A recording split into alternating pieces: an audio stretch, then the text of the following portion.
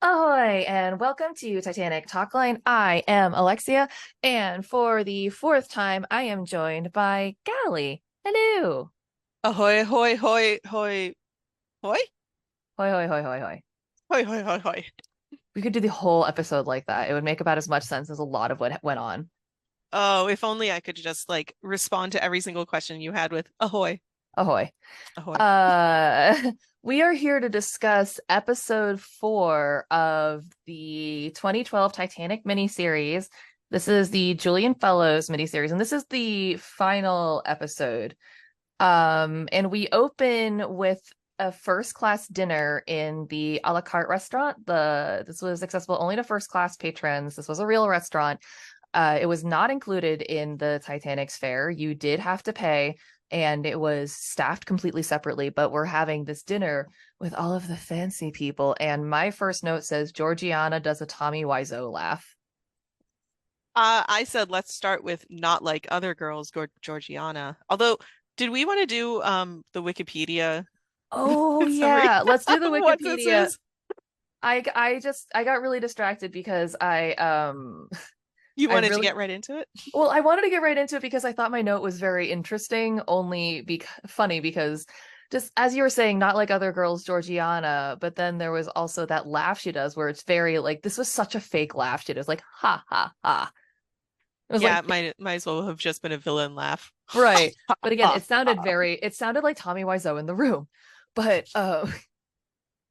here we go for the wiki for those of you who have not seen this episode. Here is what it says. The passengers are in a desperate plight as the Titanic sinks into the icy waters. Watson is accidentally lost. I forgot about this. I did too. Watson is. I forgot her name. Me too. Watson! Yeah. Watson is accidentally locked in the Manton's cabin searching for her father's book when a steward orders that all first class cabins be locked to prevent people from stealing. However, she is saved when Barnes comes to her aid and gets a steward to open the door. When she is running for a lifeboat, he gives her an envelope and tells her not to open it until she's safe. Peter and Jim go in search of Teresa, Jim's daughter, but when Jim finds her, it is too late to escape. Teresa, stupid fucking kid. Teresa asks him what they do now, and he replies that they sit there and hold each other tightly. Paolo manages to get Peter to help him free his brother and the other Italians from the cupboard. Lady Manton is finally persuaded to get into a lifeboat. As Batley and his wife try to launch the overturned lifeboat with Lord Manton, Barnes, and the other passengers and crew, the ship takes its final plunge and water engulfs the forward superstructure, sweeping them all apart. Barnes drowns. Paolo and Mario jump into the water and are separated. Mario climbs onto an overturned lifeboat and sees the ship break in half and sink beneath the ocean. Batley floats by, clinging to his wife's body. He is persuaded to let her go and is pulled aboard. Only 3 people are saved. 2 of them are Paolo, who just died after he was found, and Lord Manton, who survives. Watson reads the letter Barnes wrote her. It is his will, in which he leaves her a small house which would be perfect for her father. The series ends with the survivors being approached by the rescue ship RMS Carpathia. So I have to laugh again because I said this in the last episode too, but this Wikipedia summary is kind of unintentionally hilarious to me. Yes, It's just so, it's very deadpan, especially because there is literally just one sentence. Barnes drowns. Barnes drowns. Exactly. Like, let's get that out of the way. Oh yeah, by the way, he drowns. Yeah, done. So, there's all the spoilers you need, but like I think it was pretty set up who was and wasn't going to survive.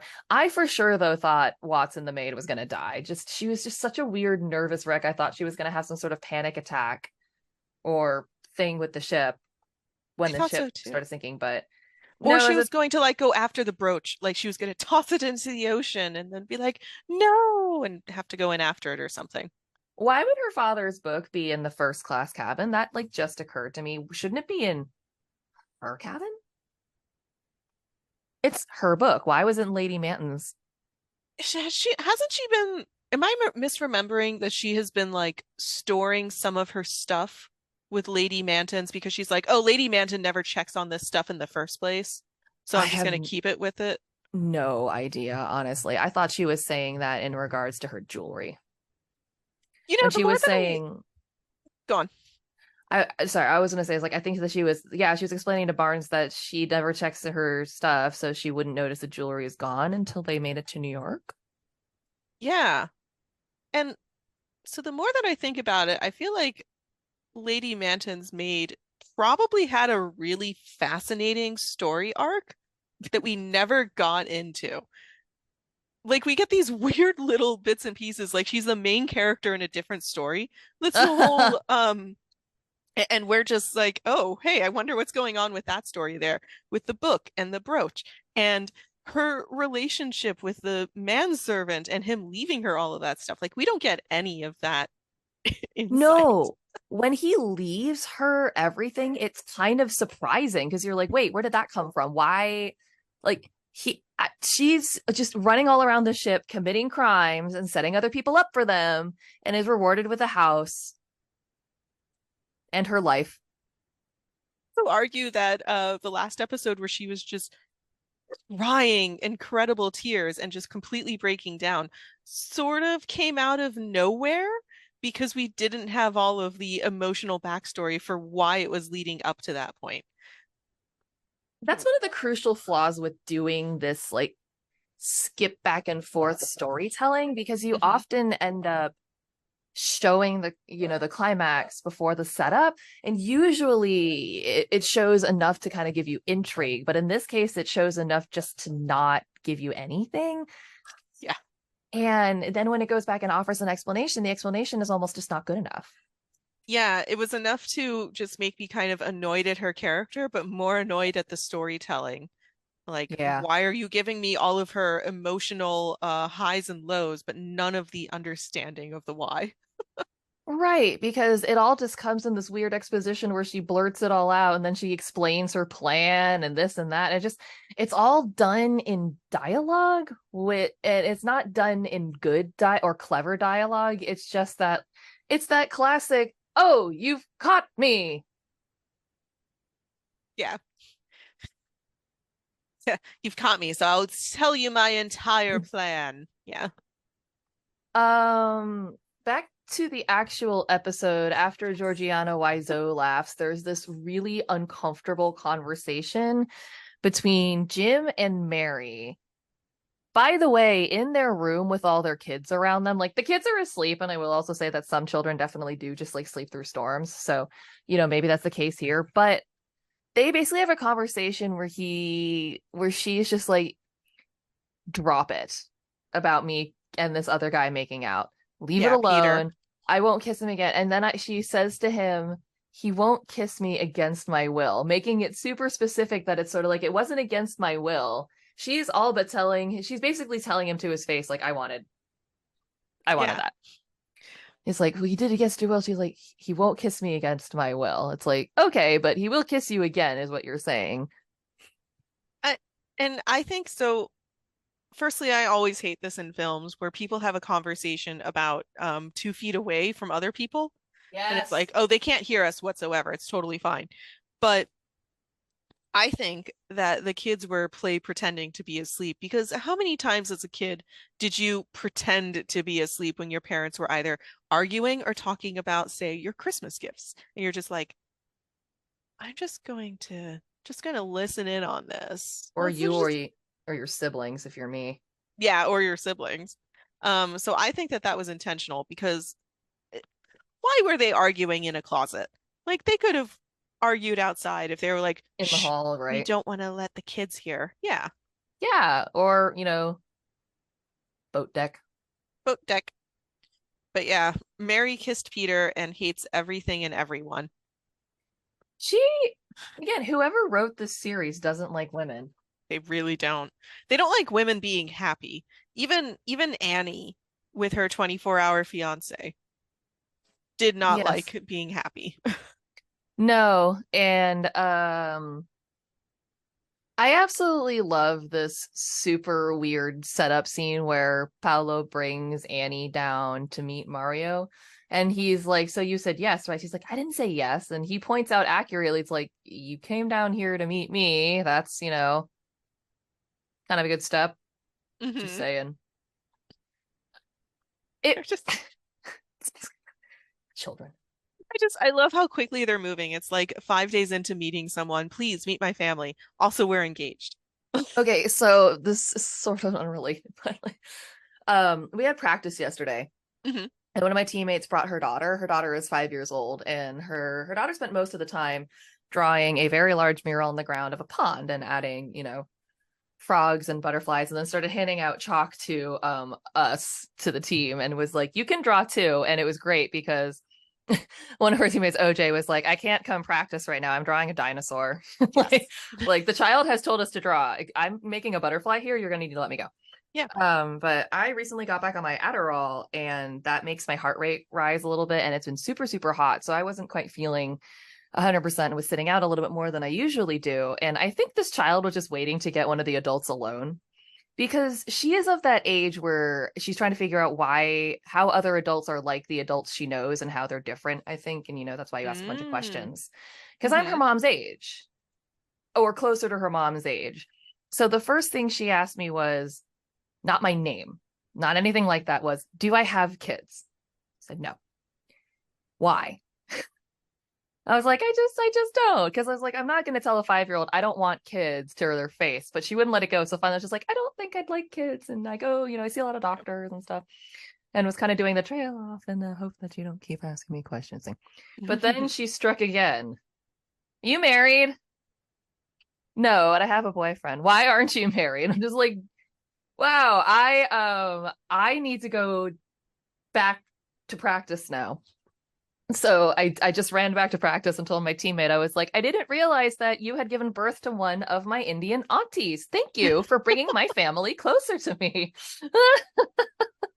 I felt a very similar thing when I used to I assisted uh an elementary school art teacher for a period of time.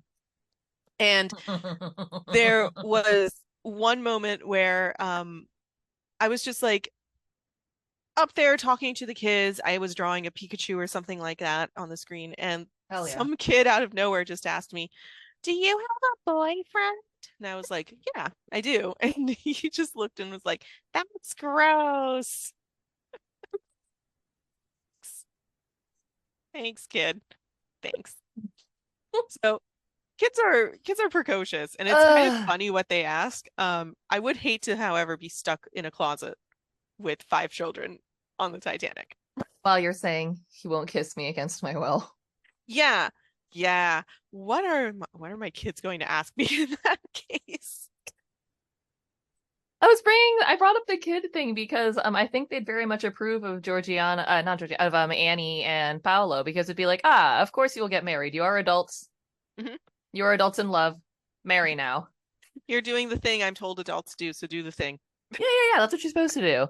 By the way, my teammate was apologetic for her child, and I will say, you do not need to. I was like, she didn't ask me anything offensive. She's just like figuring out where adults fit in like the canon of her brain, Yeah. Yeah, and that's fair. yeah, and it makes a lot of sense. And I think a lot of people think it's weird, like weird or offensive. It's like, why does that person look like that, or what have you? And it's like, kids ask questions in a rude way, but I think they're just trying to ascertain, why are you different than me? Because the only reference they have is themselves. Yeah, that's very true. And unless they have parents that are specifically pointing out, like, look at all of the differences Right. in human beings, they will just ask it. Exactly. I mean, I'm sure you can catch any. I'm sure if you ask your mom, it's like, what's something weird I asked you in public once? My mom and yours would probably have like 13 stories of like, oh, let me tell you about the time you did this. Yeah. As long as they don't have stories of when, like, being a child and just randomly doing child public nudity, I'm fine with that. I'm fine with that. I think I was a never nude child pretty quickly. That's good. Yeah, it was That's weird like smart. that. um, So there was a puppy. I made a note oh that yes. there was a pup that was forced onto one of the lifeboats. Yes, I wrote down lady waiting for her dog is me. Yeah, yeah. And then at 10 minutes into the episode is when we get the iceberg to hit.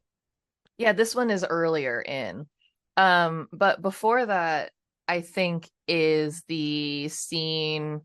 There's a couple things that happen before that. So we Hmm. see it's various people responding to like the sinking. There's a couple of things where like we see like dog lady sits up in her bed, and they're having the discussion about like, my dog is trapped. And I think we also see The Batleys? no, no, no, no, no, no, this is a real guy. Guy with his mistress, Madame Aubert. They come in Guggenheim. Oh, is that Guggen? Yeah, Guggenheim. Yeah. Yeah, we see Guggenheim and Aubert in bed, and they're having, it's just like a couple of various responding to the sinking moments, which are irrelevant but weirdly funny. Yeah. I We did do like see the theirs. Batleys.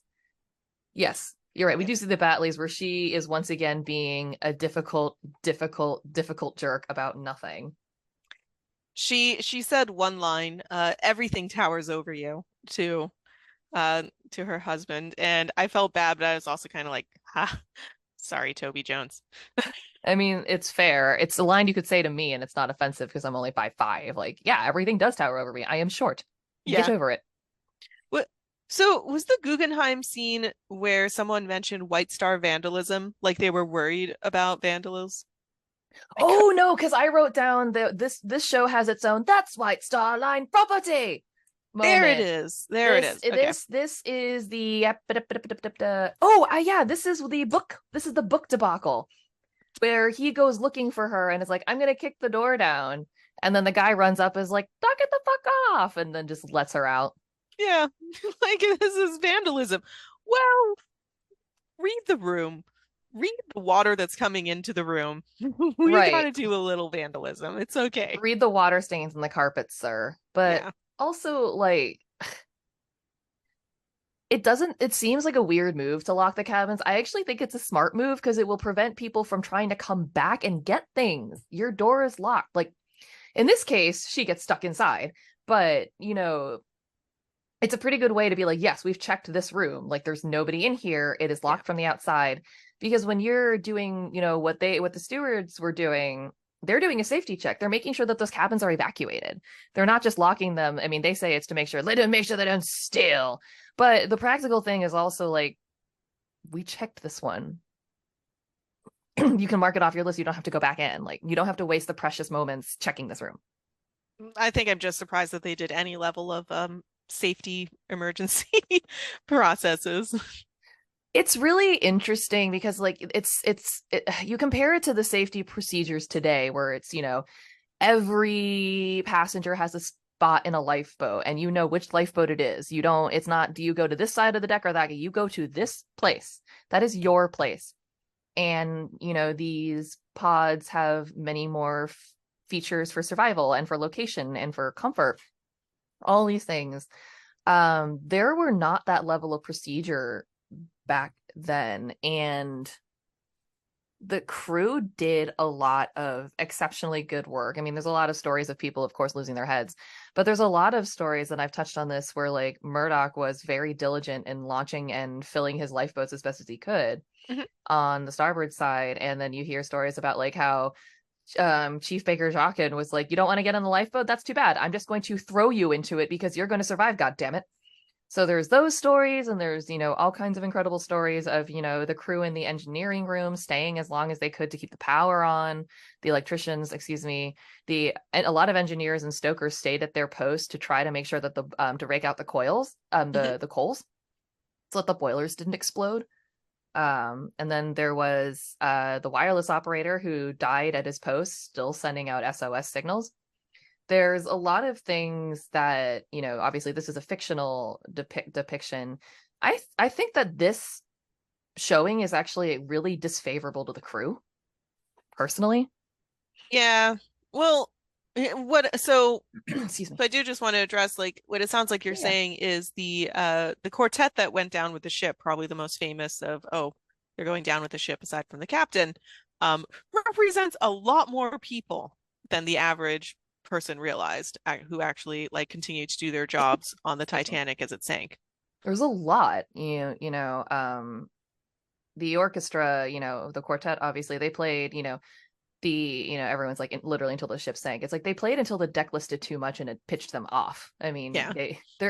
I was when I was at the Titanic exhibit, there is a walkable platform of three different angles to show the sinking of the Titanic. I didn't Mm. bring my violin, obviously, but I did climb up on all three of them and like held the violin pose.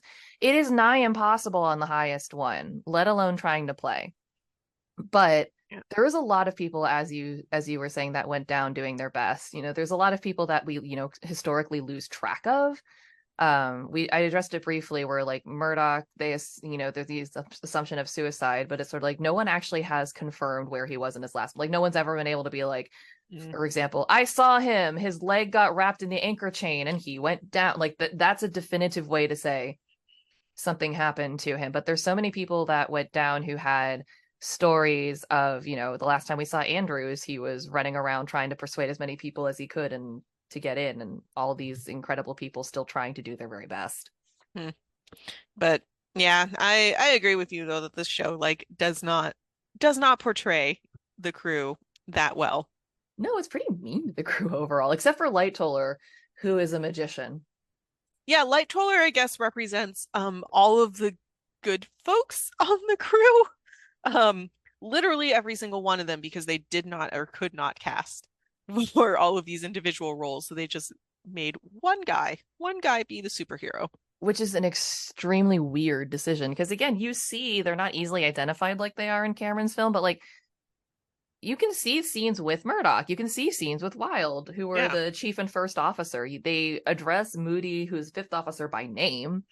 Like they have all these other officers that they definitely could have used in their actual roles, or just to make it seem a little bit less like he can open portals into space and time.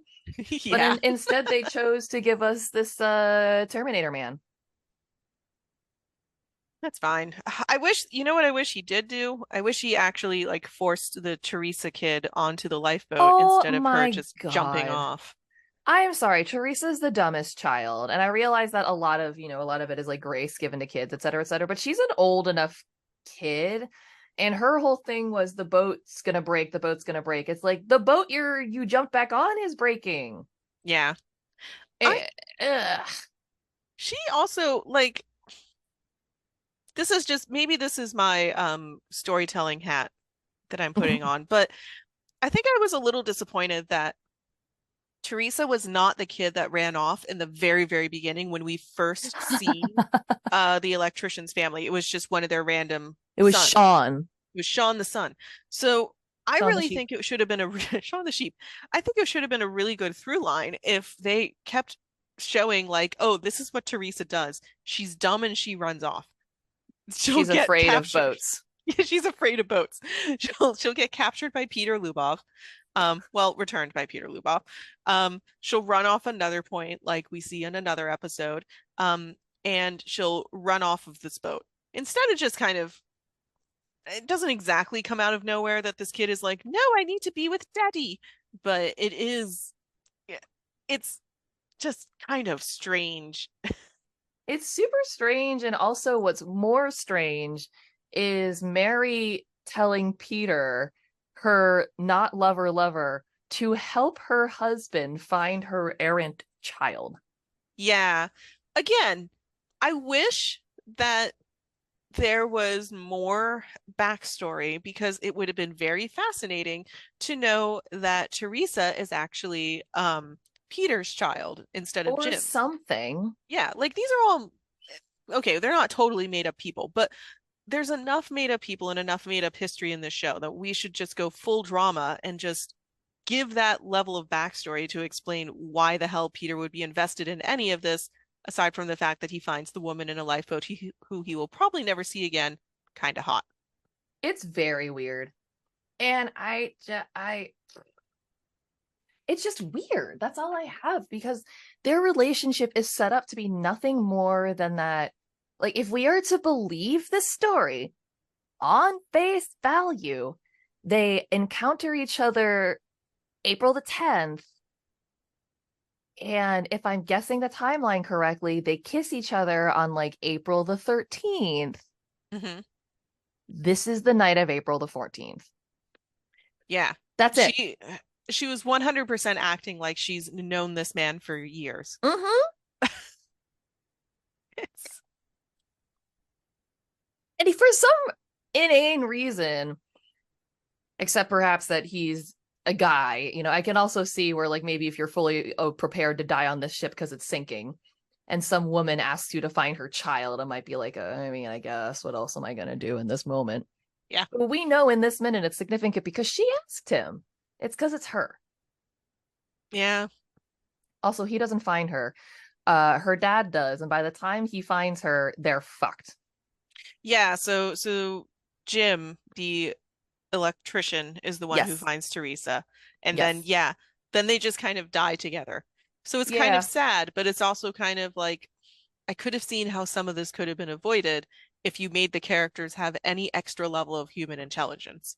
Right. Like, this is my complaint with a lot of things is that when you attempt to do too much, you're not able to get depth onto any one particular plot line. And that's where you develop those emotional ties to characters and situations.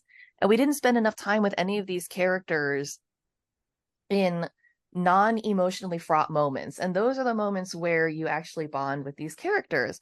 And it was the complaint that I had for Raya and the Last Dragon, for example. It Mhm. was a really cool premise for a movie, and I love dipping into that like South Asian mythology. I mean, I'm Indian and Filipino, so that really, really, tuned home for me being based a lot in like that kind of mythology. But they tried to put enough plot points in basically a 90-minute movie to fill season one of an anime. It was a lot of plot, Oh, too much. And this feels like, we have so many plots here. We have whatever's going on with the Mantons. We have whatever's going on with the Batleys. We have whatever is going on with Annie and Paolo. We have Paolo and Mario's story individually. We have the story of the Manton's maid and the footman. Like, there's yeah. and oh, Jim and his family. There's so many plot lines where it feels like this feels like the setup for an 8 to 10 episode miniseries, but instead they crammed it all in here, gave it no breathing room. And so when these emotional moments happen, there is no landing, there's no impact. And I would also add to that and say because of the limited time frame that they gave themselves and because of how many people they added, we also don't get closure for a lot of these Yes, stories. They just correct. kind of end, but not in a satisfying way. Right. They just fade. It is hard cut to black in a lot of cases. And there's no, but also because there's been no proper setup for them, the resolution, it all feels abrupt and undeserved. And that all just lends into it being quite flat emotionally. Well, speaking of being abrupt and undeserved, Okay. very soon after this whole Teresa minute, we also get to see a continuation of the scene from the very first episode where Lady Manton is in the lifeboat. Oh, And yeah. this is the point where she's being like lowered down. And of course, again, this entire season, she has been just a miserable, miserable woman, hates everything, hates Mm-hmm. everyone, hates the whole backstory. Suddenly, she turns to her husband, Hugh, as the lifeboat is being lowered and is like, hey, let me redeem myself really quickly. I'll go ahead and take care of your bastard daughter. Okay, goodbye. It was Sorry, I'm drinking a abrupt. Yoo-hoo. It was abrupt, and I thought I was a mute, and then I realized I wasn't. I apologize. Jeez. I'm doing great today. But this reminded me of the attempt at redemption for Mrs. Batley, where, like I said, in a vacuum, that scene was actually really well done. And if you picture that that was the closing scene of a like long and tender relationship, it was actually filmed really well. Hmm. And again, if this interaction was happening after a different couple's interaction, it would actually be a very touching moment of her being like, I knew, I know, I knew all along. And in this moment of life and death, I choose to forgive you. Yeah. But it didn't. It just came out like, goodbye. Yeah, and I think we also jump ahead a little bit, Ooh, but probably. that's also where like Mr. Batley says I love you and Muriel does not say it back. Like I Uh, made a note about how Han Solo of her to not say that. It's this is when they're actually in the water, but I was like, really? Like you're just not gonna okay. Okay. All right, you literally just had that scene where you were like, "Boy, I wish I wasn't so boy, I wish I wasn't such a miserable bitch. I'm so sorry I turned out this way." Cool, you could easily redeem yourself at the very last minute by saying, "I love you" back, but nope. You're just No, like, she just chooses to become a literal frigid bitch instead. yeah. And Also, oh, I'm go on. sorry, before we move on from the drowning Italians. Oh yeah, I wanted to get back to that. Yeah, so little brother Paolo is trying to he got Annie onto a lifeboat, which by the way, it seems to be the smart thing to do. It's like get your girl onto a lifeboat and deal with yourself. So he does that. And then he's trying to get his brother and the other Italians out, which this is a question that is asked in Titanic forums a lot. Were people, especially people of any particular race, Mhm. actively locked away? Were they? I'm gonna go ahead and say I don't think so. I have found no evidence to prove that. However, again, there were a lot of class barriers and there were a lot of things that happened. Like it took third class way longer to get up simply because, even if there weren't any barriers, they weren't ever meant to get up to first class in the first place, at least not like this, not to the launching lifeboats point. So it was complicated. They also had women and children separated from men Mhm. when they were traveling if they didn't have, quarters as a family. And sometimes it was a little too expensive to book like a solo cabin, so they might split them up. But a lot of people were trying to find their families. Like men were running to the front of the ship looking for their families, and the families are running to the back looking for their husbands. They're trying to unite their children. Many of some of the boys over a certain age would be staying with their fathers. Yeah. So there was a lot of that kind of thing going on, and there is some testimony, or there have been. I've seen a couple stories saying that the employees of the a la carte restaurant, which were primarily Italian, were instructed to stay there Mm. and may not have ever been given the all clear or only figured out what was happening when it was too late.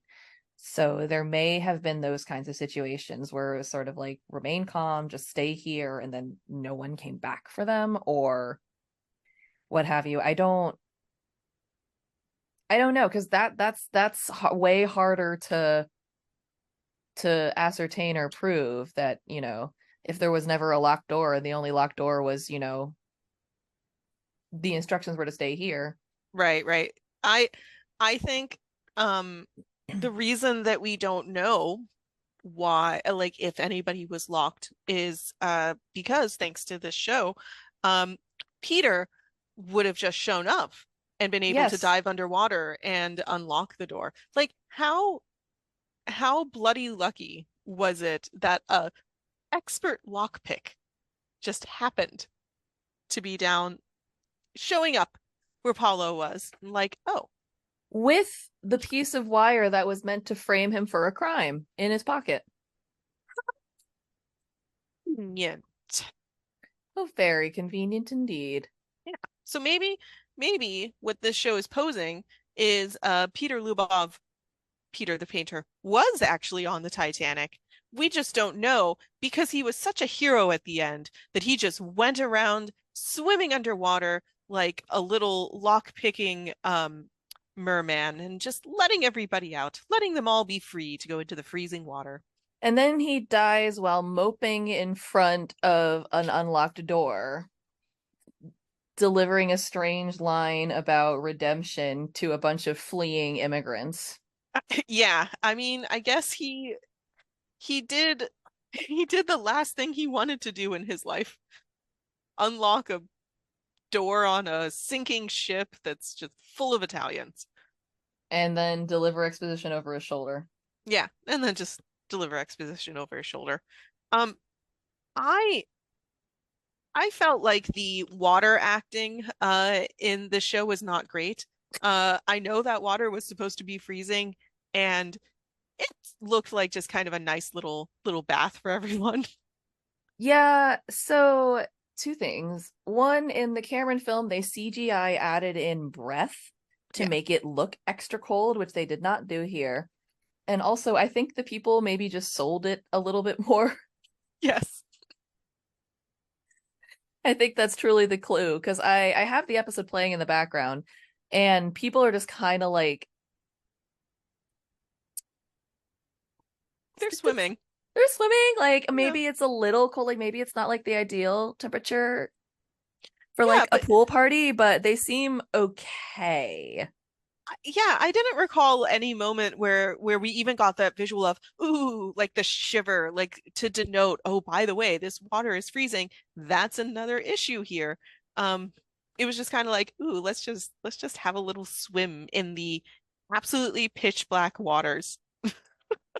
I think, when you're making a historical piece, there's a lot what I imagine that you can do, like leaning on the history of it all, where it's, pretty obvious, where it can be like, obviously this, everyone knows the story of the Titanic, blah, blah, blah. And, Mhm. there was an iceberg and it was cold, et cetera, et cetera. So I think that there's a lot of hoping that people fill in the blanks, but you still need the people involved in the show to help film it. Because again, Yeah. they're panning in on everyone sitting in the lifeboats watching the Titanic sink. And I get that it's very surprising, but everyone's just staring in awe. Like no one's shivering.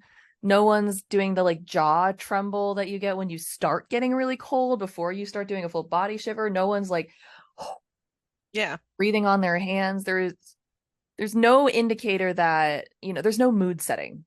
Yeah. That's very much missing. There's missing in a lot, we were talking about the score not being very good. We were talking about all these things, and it's sort of like you need everyone to, pardon the pun, be on board here. So it's kind of like, when they show the behind the scenes with Star Trek and they're like, and you're hit, and everyone on set just starts shaking around. It would look dumb if one person was standing there normally and everyone else was like, whoa. Yeah. It's kind of that here where they didn't tell anyone that, oh, by the way, Andrew's supposed to be cold. Yeah, I mean, to be fair, it felt like they were having to do a lot of acting because, as you said, they were in the lifeboats watching the Titanic go down. I don't know how they could even see the Titanic given how dark it was. Like I could barely tell that the Titanic was breaking in half and like sinking when I was watching the scene. I was like, "Oh, what are they watching out there? What's that? Oh, oh, So I think they're trying to show that more realistic to how it probably was the night of the sinking, because like again in the Cameron film the lights are still on and everything, but yeah, that's for dramatic effect. In real life it probably looked way more like that. Um, but that doesn't do well for cinematography. yeah." And they've already dramatized so much of this thing. I feel like they could have just given us a little bit brighter of a moon. Just that's all, a little bit. Or just do again utilize the concept of filmmaking, do something Yeah, to make it, even if it's like quote unquote not accurate, just adjust the brightness on that a little bit to make it visual. Because yeah, it is difficult, and I knew what it was because I've seen the show before, and again I've seen enough Titanic media where it's like I know what's happening and when it's going to happen and how to expect it, but still it's just sort of like you kind of gotta squint to make it out because yeah. And also the CG was very the sinking was very CG. it was bad. It was dated. And I know this is 2012 and it's something that was made for TV, but Hmm. it was definitely dated. I feel like they could have I actually think an improvement would have been to have just a piece of paper show up on screen and then somebody's hand just rip the paper in half. Like it has a picture of the Titanic drawn on the paper and then they just rip the paper in half and then just kind of drop the front half of the piece of paper with the Titanic on it. You should have just taken a Lego Titanic model and had somebody pull 2/3 of the front apart and to keep the back third with them. Actually, I think if they would have done that, they would have elicited so much more dramatic and better responses because everybody would have gone, "No, that took so much work to put together." Honestly, probably. Yeah. When you're building the Titanic Lego model, you're not only building like 1/500th scale version of the model, you're also experiencing 1/500th of the amount of time and effort it went into building the real Titanic. It does take quite a bit of effort and time. And while you're building it, at least in my case, it was just in three separate parts around my apartment because I didn't have a place that was big enough to display it.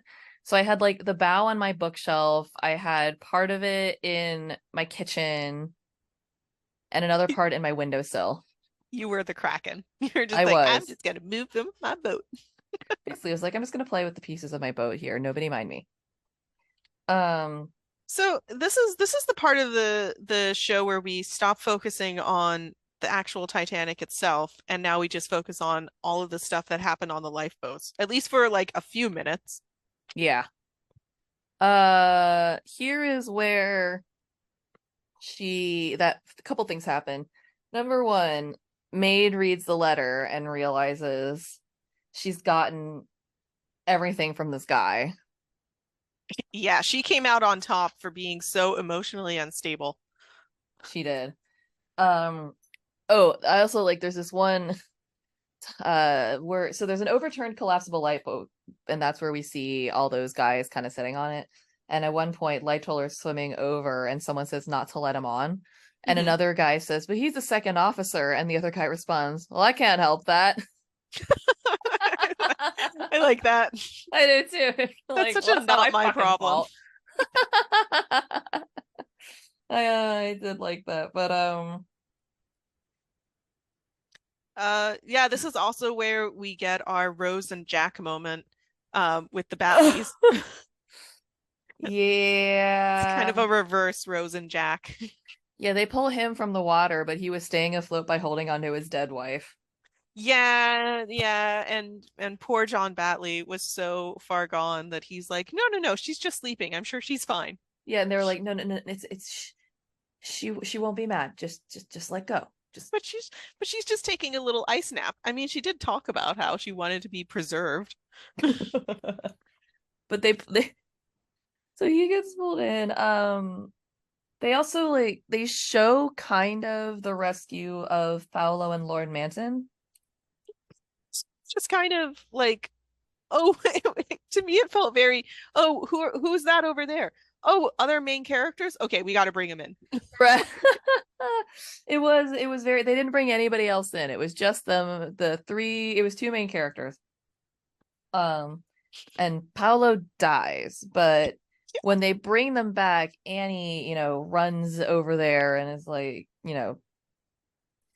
does the whole, oh no, when someone tries to offer condolences, she's like, did you know him well? She's like, I was going to marry him. So you're talking about when all of the lifeboats decided to get together and go look for more Yes. survivors. Yeah, and they find the overturned lifeboat and it's like, yay, everyone's here. And then poor Annie and her 24-hour fiance. She got nothing out of that deal besides the story. Nope. But it's okay. The Manson guy survived, so she doesn't have to take care of his kid.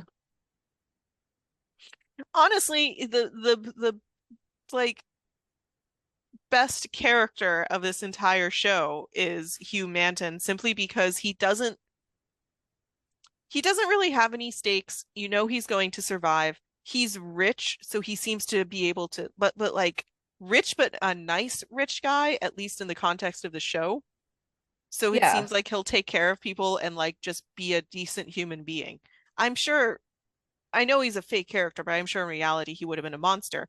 But like he is kind of like the goodest, the goodest boy of this Yeah, series. he's like the golden retriever of the show. Yeah. Also, I made a note that the Manton manservant wrote a will really quickly. Like, when did he have time to write what he was going to give to I don't know. Watson? I think we're supposed to have the implication that he's been in love with her or something, but once again, did not get that impression. Nope. Watching this, they seemed very much like strangers, but yeah, he had time to rewrite his will and leave her everything, which like that's a choice you can make. But I guess Yeah. he's dying and has nothing, so may as well give it to someone he knows. Yeah. I can't remember when this was, but somebody was it Manton who had a bottle of brandy or was it Light Toller?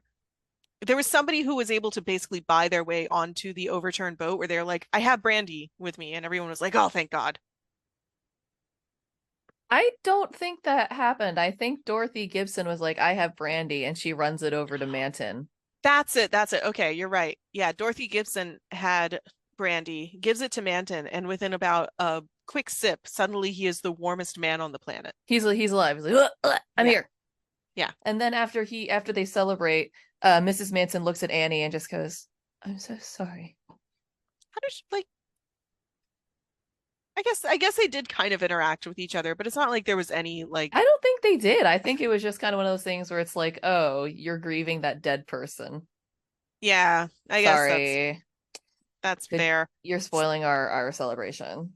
Yeah, also, come on, Lady Manton, it's too late to show emotion that isn't just hate. Yeah, nobody cares. We've written you off. Yeah. My final note is on another terrible line, and it's when it's the someone's pointing to the Carpathia, and they say, "Light flickering on the horizon," as though that's a sentence that any people say in normal life. That's how human beings speak out words. I think I was just upset that that was like the last 30 seconds that we hear that line, and then we're just like, okay, and then they're saved. It's fine. Like, Yeah, they just yada yada yada the whole rescue. Like it's not a big deal. So I suppose like the show is called Titanic. That's Carpathia. That's goodbye. Not interested. I suppose so, but it really was just it was very and then the Carpathia showed up and they were all saved and don't ask any more questions. Goodbye. Right. It was what's the thing from Monty Python? Something happened and there was more rejoicing. Yes, yes. Wasn't it like and it was also like the ending of uh Monty Python and the Holy Grail where this where the story just kind of ends. Doop. Exactly. Yeah. Ah, yeah, the show just kind of stops. We didn't even get a post fade to black text on our screen to tell us what happened with any of these characters. No, they didn't even do that for the real people. Yeah, it was just like, okay, we guess they're all going to be saved and have a nice life. Like, The show's over. yeah, I Get out. what is it about sorry, I feel like this is just like a failing on a screenwriter's part to not do any type of closure. And it's always very frustrating to me because it feels like they wrote the rest of the script and then we're told, oh, you need to be able to end this in 4 episodes. And they get to the fourth episode and they just go, Bye. all right, and they were rescued, I guess. I don't feel like writing more. I don't feel like Yeah, I going don't back and know. figuring this out. I don't know if this was supposed to be some weird attempt at artistic ending, but it was just silly. Yeah, Well, that was the 2012 miniseries. that that was it. I normally ask my guests on this show a very specific question, but it's because they're all Titanic fans. I'm going to ask you though, just because. Yeah. And so I normally ask people when they come on my show, and I guess I should have done this episode one. I ask people what their Titanic story is. My Titanic story is being a young child in Colorado and having a brief period of time where I was obsessed with the Titanic, but more specifically, I was doing a report on Molly Brown and Hmm. getting to visit Molly Brown's house in Colorado and having a really cool time just like geeking out at that point. I should have you come back for a proper episode then. If you ask me to remember literally anything from that period of time, because this was elementary school, Sure. um, I will not be unsinkable. I'm sorry. Well, thank you so much for coming onto this show and doing this weird little series with me. I had such a joy doing this. I feel like I had just enough knowledge of the Titanic, again, maybe thanks to this past experience, that I could get annoyed at just the right things. And Yeah, there was plenty to get annoyed with here. so much to get annoyed with. But if you like Galley and want to hear more of Galley, you should check us out on our podcast. We do Damsels Who Discuss. I will put all the info for that in the episode description. And we are watching our way through the Disney animated classics. It's been a good time. Yeah, especially if you also enjoy movies or TV shows that just end abruptly. A lot of the early Disney films just kind of end abruptly. So there's really a lot of relatable content. Yeah, it's just sort of like I'm done here. Bye. Yep. And they're just like, all right, I guess I get to go to lunch now. Which I respect that. Sometimes you're just done. And yeah, I guess that makes us done here. Yeah, and I think that we can even do our same sign off I that we think we use. can on the on our show. Would you like to take it off? I would. So long, glamour boys, and that's spelled Buoys.